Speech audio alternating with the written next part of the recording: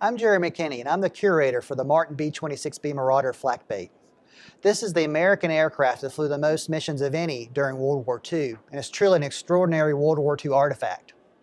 Built in April 1943 at the Martin factory in Baltimore, Maryland, this bomber between August 1943 and the end of World War II flew over 700 hours of combat against Nazi Germany, which accumulated to about 207 missions.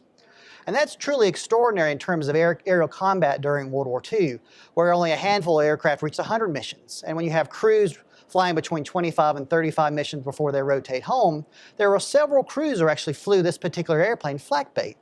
The first pilot for Flak-Bait was Lieutenant James Farrell, who named it through a combination of the German word for anti-aircraft artillery, flak, and the name for the family dog back home, Flea-Bait, so Flak-Bait.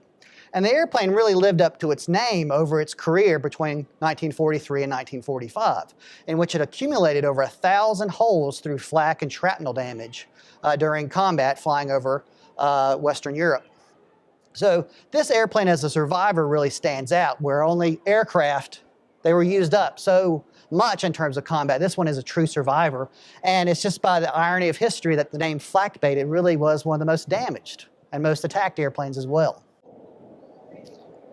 The bombs you see painted here on the fuselage represent each individual mission flown by Flak-Bait during World War II. The white tails on the bombs represent every 5th mission, which to a bomb crew indicated they were that much closer to going home on rotation. The swastika represents Flak-Bait's only confirmed kill against a German fighter in the air. These ducks represent decoy missions flown by Flak-Bait, in which Flak-Bait and its group diverted the Luftwaffe away from the real target that American bombers were attacking. And finally, this black bomb represents a night mission flown by Flak-Bait.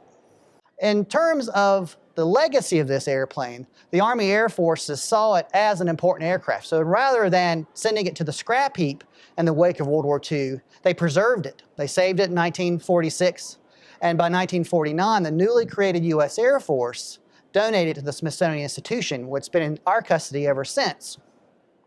This is an aircraft that represents the story of World War II, especially the medium bomber, in which used as a tactical aircraft against Nazi Germany after the invasion of D-Day especially. But it's also an example of a single airplane that survived the air war.